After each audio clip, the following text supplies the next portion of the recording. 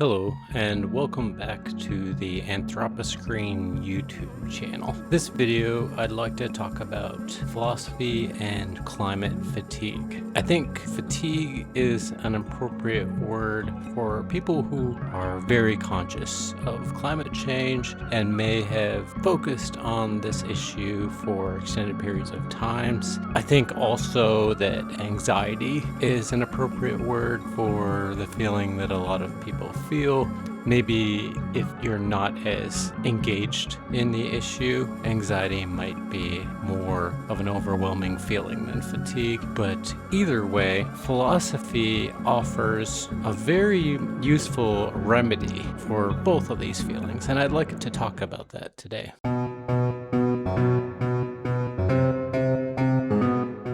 The last video that I worked on was about the impacts of climate change, and that video was extremely heavy and draining. Not just for those who would watch it, but it was also really heavy and draining for me.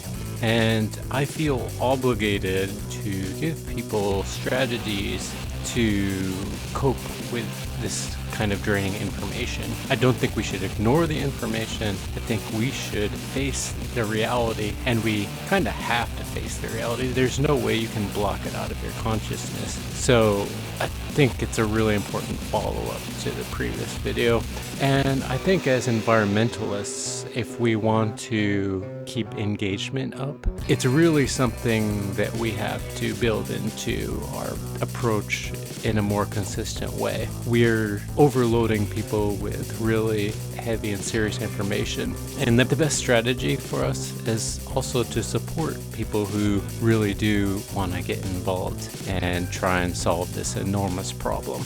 In that video, I tried to keep it as scientific as I possibly could and use the best science we have available. And so I used the IPCC 6th assessment report. And one thing you can do and should do is start by looking at what the warming outcomes could be and most probably would be in the coming decades and through till the year 2100. So you can see that the most probable outcome at this point is warming between 2 and 4 degrees Celsius by the year 2100. There could be more warming in that amount of time, or there could be less warming. There's a lot of uncertainties, but it's important to think about what are the consequences of all of these different warming scenarios. In the IPCC report, one of the most relevant and useful displays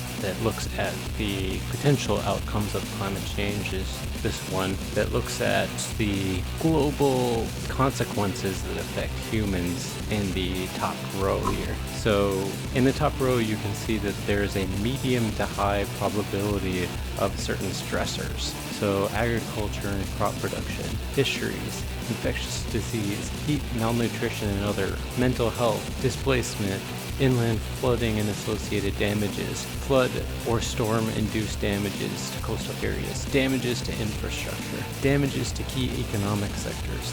For scientists, these are all the most concerning possible consequences of climate change and stressors to society. I wanted to look at what was the worst case scenario, which Jared Diamond would argue is civilization collapse. And other scientists have also echoed these concerns. And with civilization collapse, there's a possibility that billions of people might die in that process. So that would be the worst case scenario. And what I attempted to do was look at what scientific evidence there was and what the probabilities of that outcome was in that video. So you can see why it was an extremely heavy video. I won't try and reiterate my conclusion in that video. I just recommend you watch it if you are interested. Before we continue, this is a friendly reminder to like this video,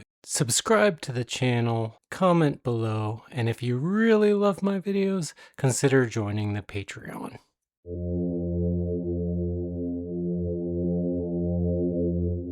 This video is about climate fatigue and anxiety. And one of the first things I'd like to do is look at public opinion on this topic. We can start by looking at this IPCC author survey that I also looked at in the collapse video. This was a survey conducted and published in Nature, and back in 2021, there were 233 authors that worked on the IPCC reports that were still alive, and the survey was able to get responses from 92 of those 233 living authors. One of the questions in the survey was, do you think you will see catastrophic impacts of climate change in your lifetime? And 82% of the respondents replied yes. A follow-up question in the survey was, do you experience anxiety, grief, or other distress because of concerns over climate change? 21% said yes frequently, 40% said yes infrequently, and 39% said no. I used this study to provide what I would call medium quality evidence that there is a scientific possibility that society could collapse. But what we're concerned about today is just to see, how do people feel about climate change in general? And let's just look at some general public opinion on feelings around climate change. As the impacts of a changing climate creep closer, a recent American survey found most teenagers are frightened, and a growing number of young people around the world are being treated for eco-anxiety. 60% of 16 to 25-year-olds feel anxious, powerless, or angry about the climate. What really hurts beyond these numbers, which won't necessarily stay in our minds, but it's the stories that these statistics tell on an individual basis in our kids. They're suffering. 60% of kids feel that they are doomed. More than half are not thinking that they are going to be able to make choices about their lives, where they live, whether they'll have kids, etc. It's just so highly unjust. Another study of anxiety among youth was published in the journal Lancet in 2021, but this study was more global in nature, and it found that the overall rate of kids who are either extremely or very worried was 59%. But another point that's interesting to me is that the rate among some of the more impoverished countries was way higher than in wealthier countries. So the Philippines, it was 84% extremely or very worried about climate change. In India, it was 68%, and Brazil, it was 67%. And compare those to the rates in the USA, the UK, and Finland, which had the lowest concerns. This is interesting to me because often the accusation is that worrying about climate change is a position of privilege that white, rich, wealthy people are preoccupied by, and that poor people don't have the time or the luxury to think about this kind of thing. This research suggests that people who live in poorer countries are very well aware of how vulnerable they are to climate change.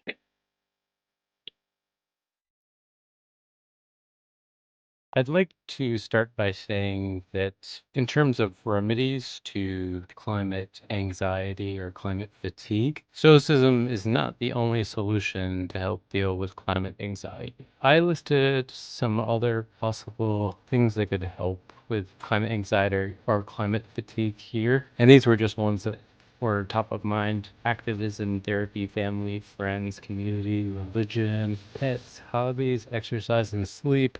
They're all support systems around you that can help reduce the amount of pain that you go through with climate anxiety. Stoicism is just my favorite philosophical solution to the problem, and it's also probably appealing to people who are more rational or who are looking for some sort of rational solution to this problem.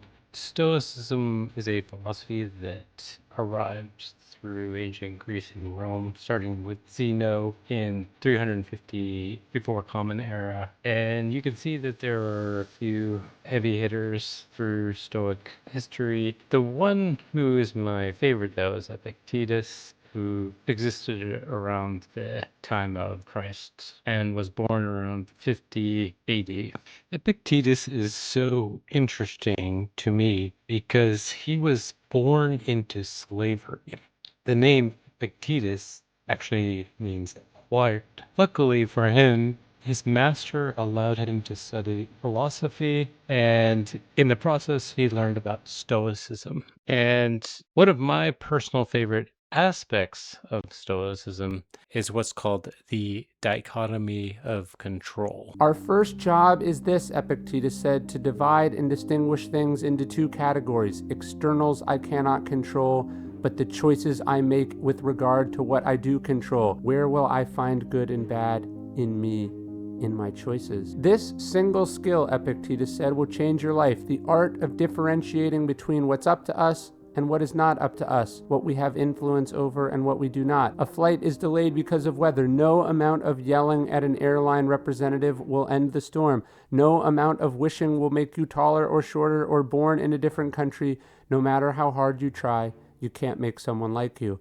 On top of all that, time spent hurling yourself at these immovable objects is time not spent on the things we can change. As Epictetus said, all we can control is the choices they make right now. It is not events that disturb people, Epictetus said. It's their judgment about things. What better type of person in the entire history of humanity would there be to apply the dichotomy of control than someone who spent their entire life as a slave? Slaves have the least amount of freedom than any other member of society. There's a famous story around Epictetus that goes as follows. It says that his master was punishing him, and we don't know the reason why, but the method that his master used to punish him was to bind his leg in a vice, and was supposed to inflict pain. But legend has it that Epictetus didn't show any sign of pain. As his master applied more and more pressure, Epictetus, without any sign of emotion, just told him straightforward. He said, if you continue to clamp down on my leg, eventually it's going to break. And if my leg breaks, I'm going to be a worse servant for you. Sure enough, this probably only infuriated his master more, and he applied more pressure, and his leg did indeed break. And after his leg broke, with no emotion, Epictetus simply told his master, I told you that would happen. That's one of my favorite stories about Epictetus. Another one of my favorite aspects of his character is that he was a major influence for the Stoic Marcus Aurelius. And that is such a fascinating idea because Epictetus is a slave and Marcus Aurelius was the emperor of Rome. So through philosophy, someone who was as low status as a slave could have this enormous impact on one of the most powerful people in history. Fast forward 1800 years, and you can see that Stoicism is such a powerful force. It's still influencing philosophers that far in the future. Friedrich Nietzsche writes, my formula for greatness in a human being is amor fati. Amor fati meaning, in Latin, to love your fate. That one wants nothing to be different, not forward, not backward, not in all eternity, not merely bear what is necessary, still less conceal it. All idealism is mendacity in the face of what is necessary, but love it. He's going one step further than what Stoics were saying back in ancient Greece. He's saying not just aim your focus away from the negative things that can happen that are out of your control, but love them. James Stockdale is famous for using Stoicism to survive very harrowing circumstances. He received a master's in philosophy before entering the Vietnam War. In 1965, his plane was shot down in enemy territory, and he was sent to the prison known as the Hanoi Hilton. He spent 7.5 years there alongside, famously, John McCain, the senator, and he was beaten and tortured and sent to solitary confinement. And he famously notes that he survived these circumstances thanks to Stoic philosophy. When you got caught, then you went into the ropes. The first thing they did was they bind your arms and get so they're pulling them against your back, and then finally you're doubled over and the guy's standing on your back and he's pulling him while that's all shutting off blood circulation. And as this pain gets worse and worse, the only way you can stop it is to say, I submit. For an unimaginable 7.5 years, Stockdale would work tirelessly to organize and empower his men to resist their vicious tormentors, lest they be used to derive valuable information or become the objects of carefully constructed North Vietnamese propaganda. What they really wanted was a statement, because if the Americans saw that, that would be bad. In 1995, James Stockdale wrote, Epictetus once gave a lecture to his faculty complaining about the common tendency of new teachers to slight the stark realism of Stoicism's challenges in favor of giving the students an uplifting, rosy picture of how they could meet the harsh requirements of the good life painlessly. Epictetus said, Men, the lecture room of the philosopher is a hospital. Students ought not walk out of it in pleasure, but in pain, meaning that the students who could best apply Stoic principles would be students who are suffering, as opposed to students who are living a life of comfort. He continues, if Epictetus's lecture room was a hospital, my prison was a laboratory of human behavior. I chose to test Epictetus's postulates against the demanding, real-life challenges of my laboratory. Part of the goal of Stoic philosophy is to help people spend less time obsessing over things that are out of their control and identify those things that are out of their control. Meditation can really help complement this effort. I had a few different people in my life telling me to try meditation around the same time, and around that time I also was reading one of Yuval Noah Harari's books, where he also mentioned the importance of meditation in his life. He usually writes about science and history, and his books are very technical and very well informed with scientific information. So I respect his opinion, and when he was talking about meditation from his perspective, I thought it was especially intriguing. Yuval Noah Harari meditates for 2 hours a day, every day, but he also attends Vipassana meditation retreats and has meditated for 10 hours a day up to 60 days in a row. Here he is explaining the value of meditation. I remember the first time I went to a course, and the first instruction I got from the teacher was observe your breath. Not observe God, not observe the soul, just observe your breath coming in and out of your nostrils, and just accept the breath, whatever it is. If it is strong, if it's weak, if it comes from this nostril or that nostril, it doesn't matter. Just observe the reality as it is. And what amazed me was that I couldn't do it for more than 10 seconds. Immediately the mind ran away to some story, some fantasy, some memory. Actually, I think the most important benefit of meditation is to get to know the most ordinary, daily, natural patterns of your mind and of your body.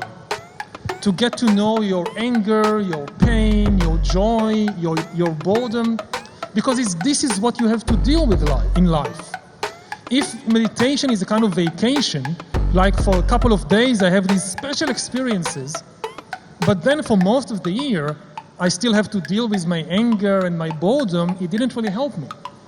The deep source of so much of our personal and collective problems is in the fantasies that we create, and then we mistake them for reality, and then we try to impose them on reality, and we get extremely upset when it doesn't work, when reality doesn't conform to our favorite fantasy. Once you witness how much misery I am inflicting on myself by my own habits, this can help you in changing these harmful habits.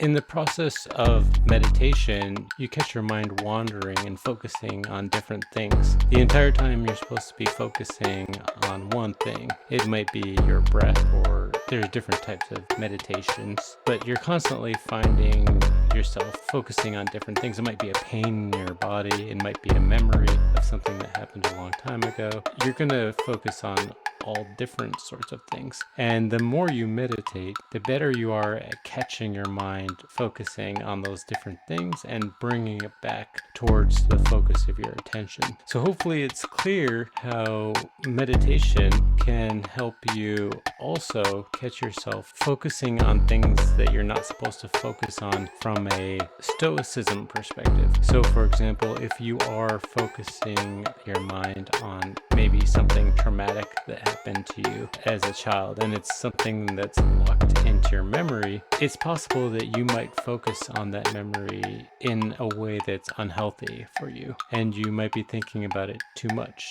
Through meditation, you might be able to improve your ability to catch yourself really quickly when you're focusing on things that you don't want to focus on, and drawing your brain back towards things that would be beneficial for you to focus on.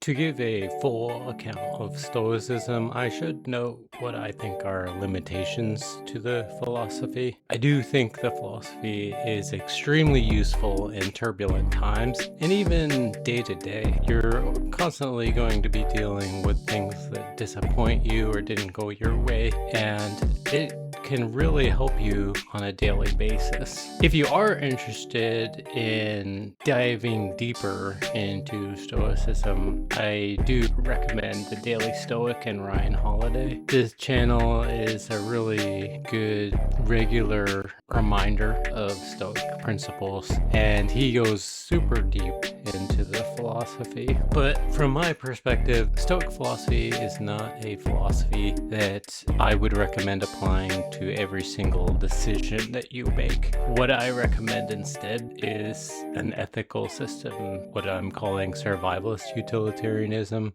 which I think would be better to make individual decisions. For me, Stoicism is just something I use to get through difficult times, and especially as we're trying to deal with the climate crisis. Another warning that I would give regarding Stoicism is the weird relationship that it probably has with grieving. So for Stoicism, you have this control dichotomy where if you can't control something, you really shouldn't let it affect you emotionally, and you shouldn't concentrate on it for longer than necessary. But it's hard to find that right balance. And a big question is, at what point are you repressing emotions when you're trying to control how you think about negative things that happen? So let's say someone close to you dies. The death happened already. It's out of your control. So according to Stoicism, you shouldn't focus too much attention on that event because it happened in the past and there's nothing you can do about it. But I'm sure we're all aware that it is important to grieve when you experience a loss like a death. And I think there must be some sort of balance between the two things. So I know it's possible to grieve for too long at some point if you have a loss of a loved one. You do want to move on with your life eventually. But also, I think it might be possible to spend way too little time grieving if you lose someone who's close to you, if you're a Stoic, because you might think, okay, nothing I can do about that, it's already happened. I'm sure Stoics might have all kinds of rebuttals to this argument, but it's just something that I think might be a little controversial. I do really love the idea of the Latin phrase memento mori that the Stoics embrace, that basically means remember that you're going to die. Marcus Aurelius would recommend every time you tuck your kids in at night, remind yourself tomorrow morning they might not wake up, which seems like a really sinister thought, but also it can help you really celebrate every day that you're alive and really live life to the fullest. If you remember that you only have a limited time on this earth and you only have a limited time alive, you might do more with your life. I think the biggest risk of Stoicism is that it's really easy to fall into apathy. And to get a better understanding of how this could happen, let's look at Diogenes the Cynic. Diogenes is referred to as a Cynic philosopher. He predates all of the Stoics, being born in 413 before Common Era. And there are a lot of similarities between cynicism and Stoicism, and let's see what those are here. For the Stoics, there is a divine organizing principle that is at the heart of everything, and that means that the world is ultimately well organized, right? So to put it a little bit in a banal way, the thing to do is to understand this organization and then to bring your inner self in line with this organization. Now, for the Cynics, there is no such overarching organizing principle. For the Cynics, that also means that the status quo, the world that we live in, such as is today, is not necessarily the best of all outcomes, right? And Diogenes and the Cynics, they definitely love the world, right? They think that the human body is an awesome thing in terms of everything that it can do. They admire the natural world. They admire the fact that the sun warms us, that we can drink water from the river, that animals are able to take care of themselves and find food just like that. And if we are a little bit more like that, then we can live a good life with what nature has given us. Living in accordance with nature. Yeah, exactly. But beyond that, there's nothing about this world that's necessary, right? So when it comes to the social structures, the city that we live in, sort of the societal institutions, for the Cynics, these are not necessary. Precisely because, for instance, animals seem to be able to do without them quite well, right? And that has a lot of downstream consequences in terms of how Diogenes thinks about kingship and how he thinks about rulership. Right. One believes in order and systems and logic, and the other is a little bit more random and anarchic. That like, hey, this is all made up, and you can choose to believe in the made-upness, but you don't have to. It doesn't mean anything. This is just how things are. God didn't make them this way, and they don't have to remain this way. Exactly. The society that we live in, the status quo, is not God-given, is not That's not divine. part of nature. Exactly. It's not part of nature. And anything that's not part of nature for the Cynics is open to questioning. Right. And is not necessary. You know that Margaret Thatcher thing where she says, there's no such thing as society. There's just individuals and their families, right? Yeah. Although she's obviously coming at it from a very... But Diogenes is saying, like, this is all made up. You can do whatever you want. And the Stoics are like, no. There's a reason for all of this. Whether there is a reason or not, probably have some fundamental fear of the anarchy that comes if you question it. Mm-hmm, so it's like, even if there is no reason, this is better than the alternative. So there's a conservatism to Stoicism that maybe isn't, lowercase conservatism to Stoicism, that is not there in Diogenes. And ultimately for the Stoics, it's about understanding and making sense of society such as it is, Yes. right? In order to adjust to it and in Right. order to sort of lead the most virtuous and dutiful life within that context, within your station, within the city that you live in. Whereas for cynics, we're questioning it to see if maybe there might be a better way to live.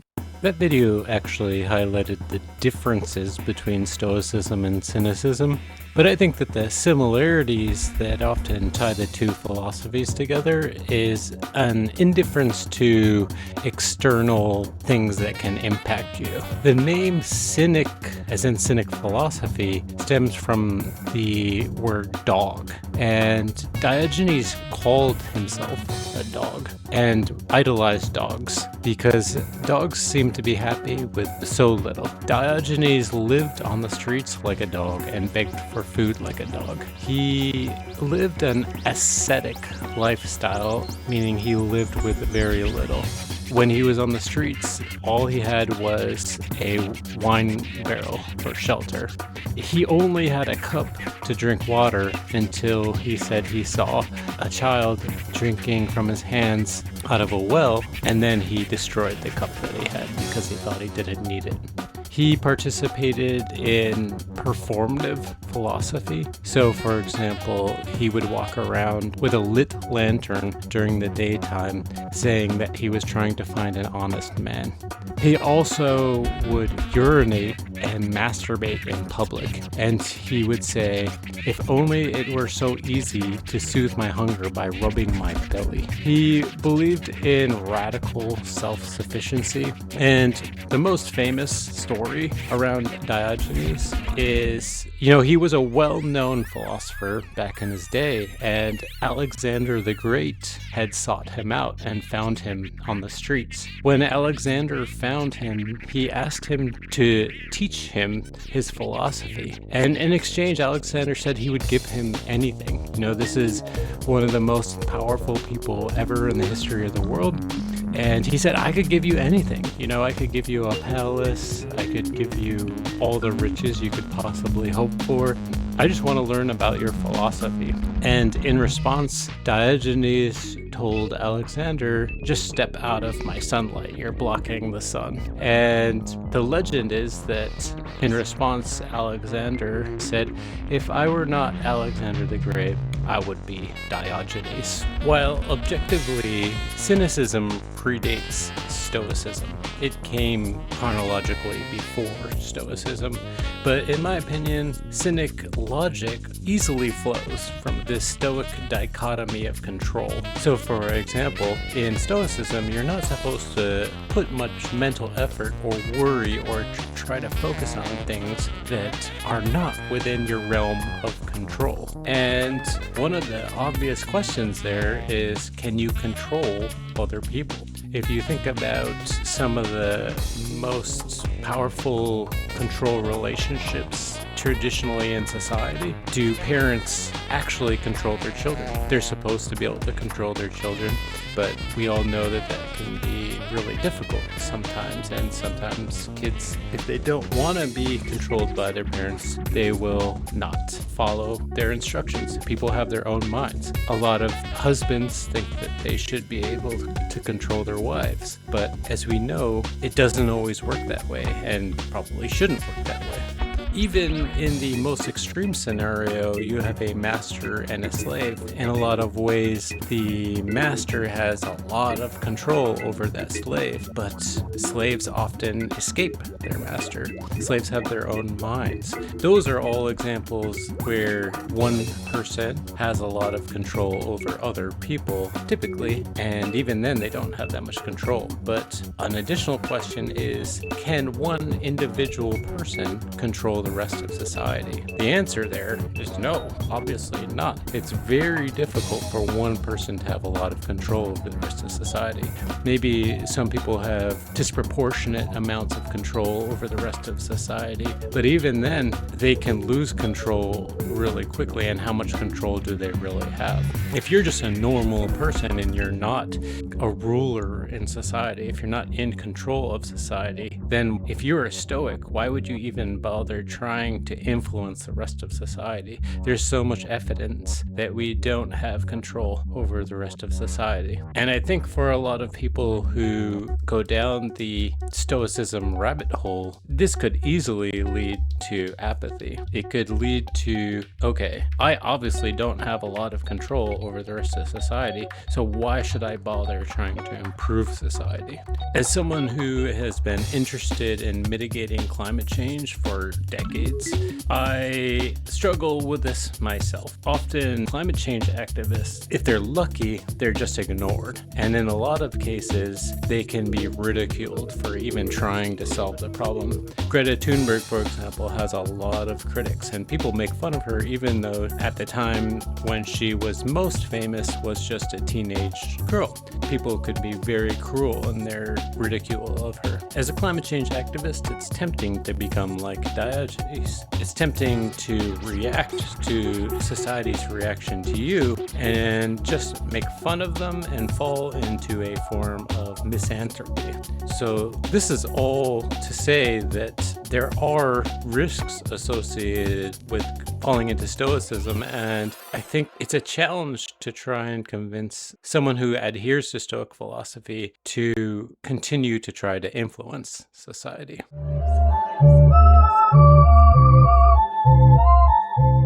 In order to understand how Stoicism can actually help motivate people to remain persistent in their efforts to help mitigate climate change, first let's look at how Stoicism has a relationship with time, especially the Stoic dichotomy of control.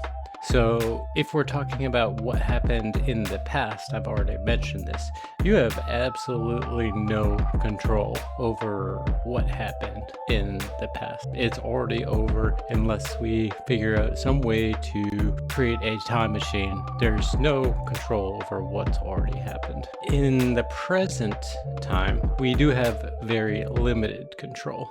So whatever circumstance you're in, there's a control over how you can react to that circumstance. There's certain actions that you can do, but a lot of the aspect of the circumstances that we find ourselves in are already set in motion by the time we're in them, and there's no way to change that. In the future, we do have more control over our circumstances than the amount of control that we have in the present.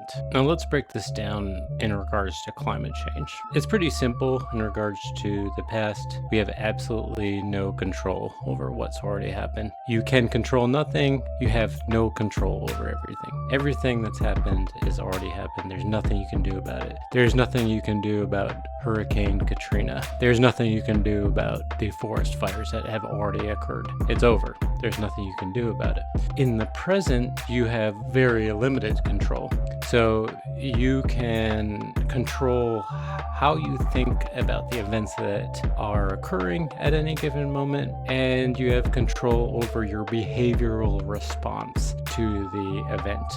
You have no control over the circumstances that you're in at that particular moment. So for example, if you live in an area that was affected by forest fires, in the present moment when you are in that forest fire, if there's a fire flaming up around you and threatening your property or your personal safety, there's nothing you can do about that circumstance. You can try to ground yourself in terms of your thoughts and realize that you're in this circumstance. It's not helpful to panic. You need to figure out what your next moves are, and you have control over your behavior. You could try to put out the fire in some way, or you could flee and try and figure out the best route away from the chaos. But those are the only things that you can't control in that present moment. The future is where you have the most control. You can control a lot of things, but it's important to realize that you don't have strict control over the outcomes usually.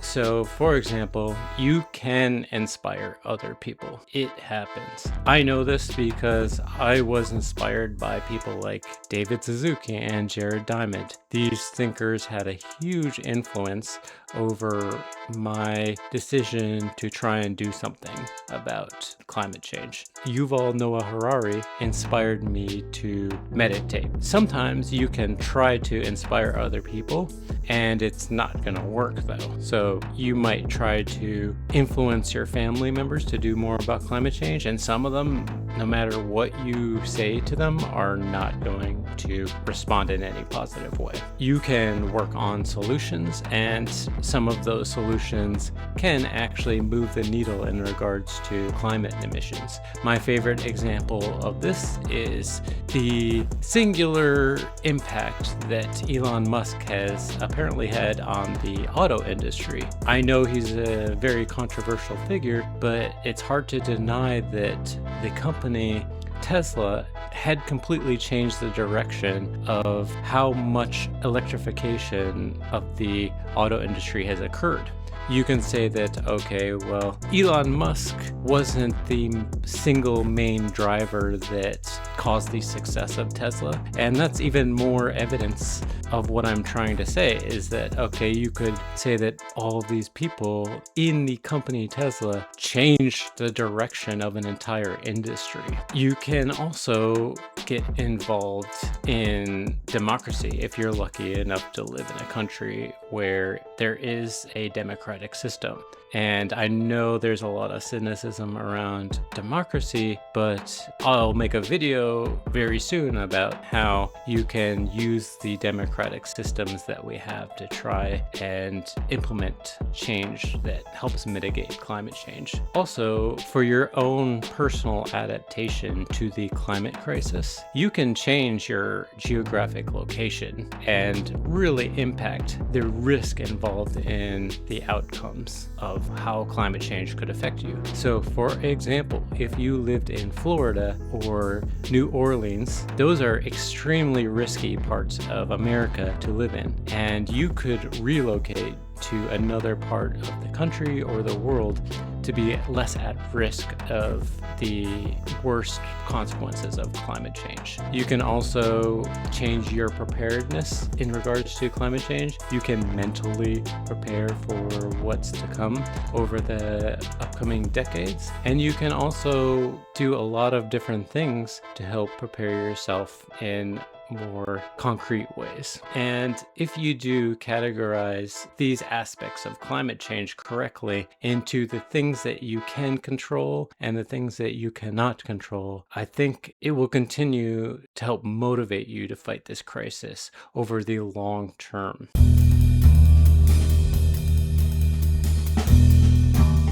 One of the most motivational quotes for me comes from Chris Hedges, who wrote in 2010, "Perhaps in our lifetimes we will not succeed. Perhaps things will only get worse. But this does not invalidate our efforts. Rebellion should be our natural state, and faith for me is a belief that rebellion is always worth it, even if all outward signs point to our lives and struggles as penultimate failures. We are saved not by what we can do or accomplish, but by our fealty to revolt, our steadfastness to the weak, the poor, the marginalized, and those who endure oppression.